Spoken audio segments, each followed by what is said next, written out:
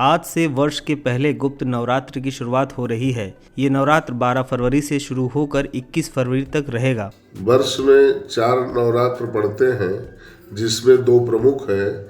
चैत्र नवरात्र को वासंतिक नवरात्र कहते हैं। इसी दिन ही से ही संवत्सर प्रारंभ होता है और अश्विन शुक्ल पक्ष की प्रतिपदा से लेकर नवमी तक शारदीय नवरात्र प्रारंभ होता है। इसमें देवी दुर्गा माँ की बड़े ही धूमधाम से पूजा अर्चना वंदना की जाती है।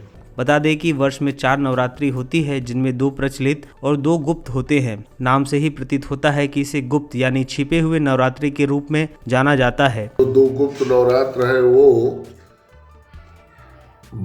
वर्तमान समय में माघ पक्ष की शुक्ल पक्ष प्रतिपदा से लेकर 12 फरवरी से लेकर 21 फरवरी तक गुप्त नवरात्र रहेगा और तत्पश्चात पुनः जुलाई के महीने में आश्विन शुक्ल पक्ष में जुलाई के महीने में गुप्त नवरात्र आषाढ़ शुक्ल पक्ष प्रतिपदा से लेकर के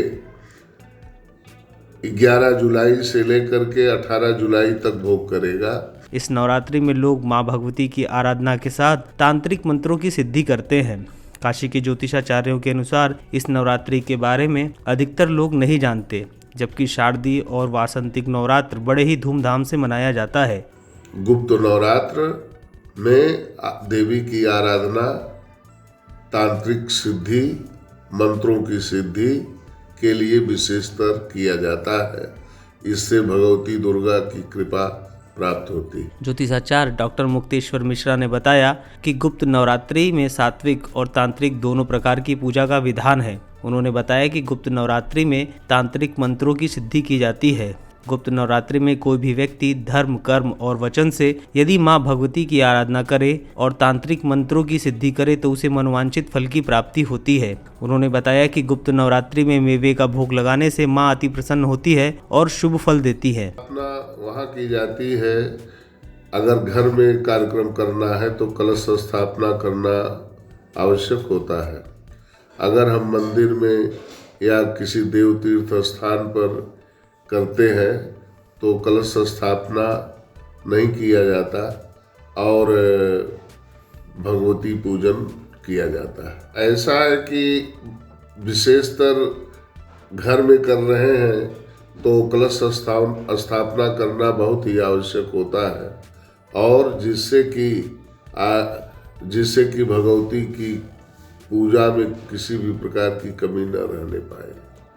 माँ दुर्गा को किशमिश, छुहारा, मुनक्का, मिश्री, केला, अनार अर्पण करने से माँ भगवती दुर्गा विशेष प्रसन्न होती है। पेश है न्यूज बकेट हिंदी मासिक पत्रिका। पढ़ें इस महीने की पूरी खबर विस्तार से हमारे न्यूज बकेट की मैगजीन में। हमारी ई मैगजीन को मुफ्त में पढ़ने के लिए अभी लॉगिन करें www.newsbucket.in पर। इसके अलावा रोज की ताज़ा खबरों के लिए हमारे YouTube चैनल को तुरंत सब्सक्राइब करें।